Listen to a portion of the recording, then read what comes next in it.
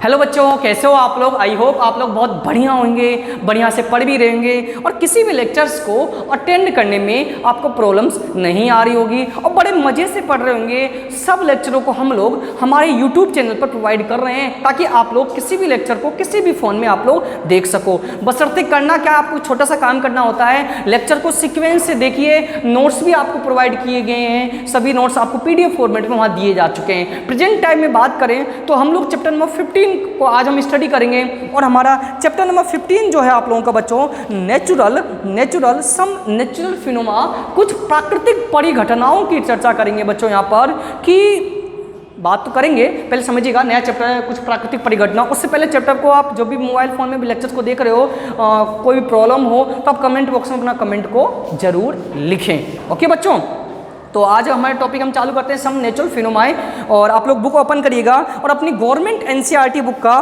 Page number 184, government NCERT book का page number 184 आप लोग ओपन करिएगा और सुनिए आप लोग ध्यान से क्या बोल रहा है। इन क्लास सेवंथ, हालांकि 7th क्लास में हम इन सब चीज़ों को जान लेते हैं। In class 7th you read about vines, आपने क्लास 7th में वाइंस, स्टॉर्म्स एंड साइक्लोन के बारे में बताया है। आप लोग यदि आप लोगों ने नहीं क्लास 7 में चैप्टर पढ़ा है तो मेरे यूट्यूब के पर जाइएगा, वहाँ क्लास 7 की प्लेलिस्ट में चैप्टर नंबर 7 पर जाइएगा। वाइंस, स्टॉर्म्स एंड साइक्लोन नाम से एक चैप्टर है, वहाँ पर आप इसके लेक्चर्स को देख सकते हो। You learned that cyclone and cause a lot of damage to human life and property. You also learned about the we can protect ourselves from these destructive phenomena to some extent. वहाँ पर मैंने आप लोगों को ये बता रखा है कि किस तरीके से इन घटनाओं का आने का कारण क्या है। प्रकृति में जो ये घटनाएं होती रहती है जिन पर हमारा कंट्रोल नहीं है, पहली बात हमारा कंट्रोल इन पर बिल्कुल भी नहीं है। अगर ये घटनाएं आएंगी तो आएंगी, इनको कोई नहीं रोक सकता। सिर्फ हम प्रिकॉशन कर सकते हैं, अपनी सुरक्षा कर सकते हैं, ना कि इसको हम रोक सकते हैं। इन दिस चैप्टर, इस चैप्टर में we shall discuss 2 other destructive natural phenomena. हम कुछ 2 और नेचुरल फिनोमेना के बारे में पढ़ेंगे, हालांकि 3 तो हम पहले ही पढ़ चुके हैं क्लास 7 में। These are lightning and earthquakes. Basically हम यहाँ पर हम पढ़ेंगे लाइटिंग और अर्थक्यूब्स के बारे में। ठीक है बच्चों, we shall also discuss What steps we can the minimize destruction caused by this phenomena। और इस चीज़ को भी हम डिस्कस करेंगे कि जब ये घटनाएं होती है तो इनसे अपने आप को कैसे इनसे अपना प्रभाव कैसे कम किया जा सके। तो आज का फर्स्ट टॉपिक है आपका lighting, LIGHTING।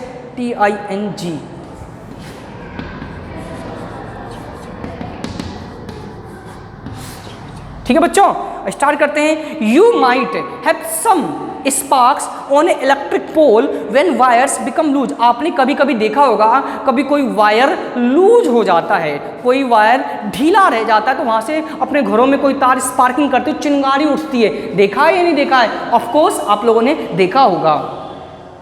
The phenomena is quit common when wind is blowing and shaking the wires.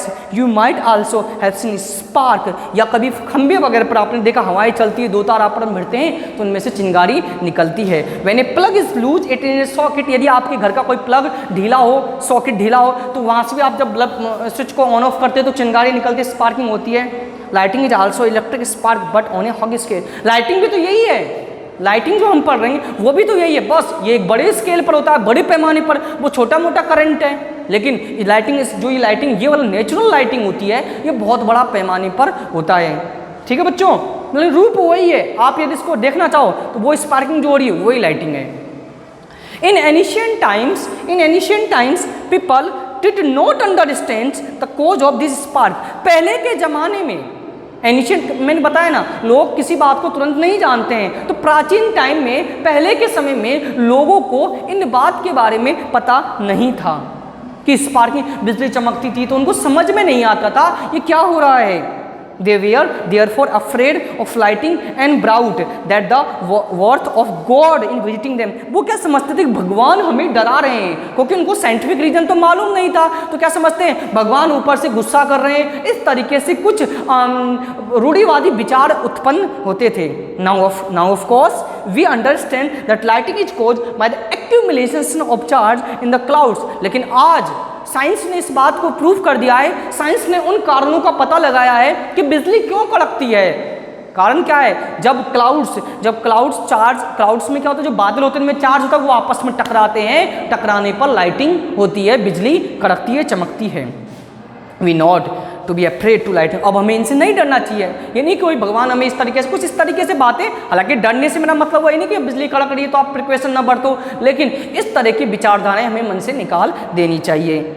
But we have to take precautions to protect our self from the daily spark. लेकिन फिर भी हमें precaution, safety तो बच्चों रखनी पड़ेगी, ठीक है। अब समझिए कैसे इनका खोज हुआ।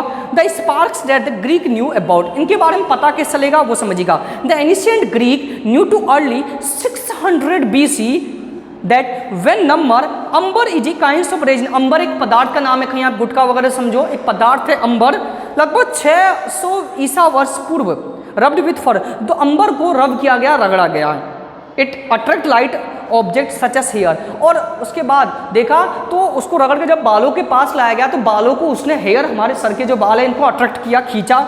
You might have seen that when you take off woolen or polyester cloth, your hair stands, and if you talk of these clothes in dark, you even see spark and hear a cracking sound.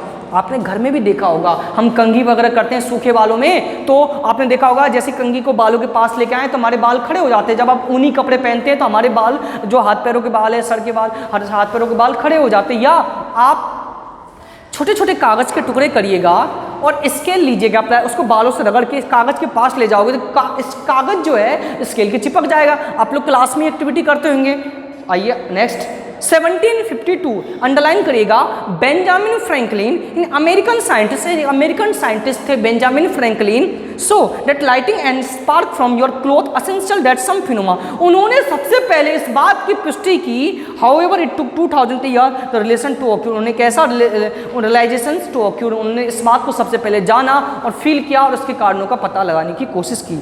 We shall now study some properties of electric charge. We shall also see how they are related to lighting in the sky. Let us perform some activity, understand the nature of electric charge. But recall first what you might have played as a game when you rub a plastic scale your dry hair and the scale and can attract some small pieces paper. यानी अब हम इसके कारणों का पता लगाएंगे, आखिरकार ऐसा क्यों होता है। साथ के साथ आपको एक एक्टिविटी भी दिया गया, आपको क्या लेना है, एक स्केल लेना है, स्केल को अपने बालों से रगड़ना है सूखे बालों में, और छोटे छोटे कागज़ के टुकड़े लेने, उनके पास जब ले जाएंगे तो कागज़ के paper, some pieces of paper वो स्केल से अट्रैक्ट करेंगे, स्केल के चिपक जाएंगे। आपने इस चीज़ को किया भी होगा। तो इस तरीके से एक्टिविटी है जो आपको करना है। तो बच्चों आज के लिए इतना ही काफ़ी है। नेक्स्ट वीडियो लेक्चर में हम इससे आगे टॉपिक को कंटिन्यू करेंगे। बस करना क्या है, आपको लेक्चर्स को रेगुलर देखना है। So thank you students, thank you for watching this video and attend this session.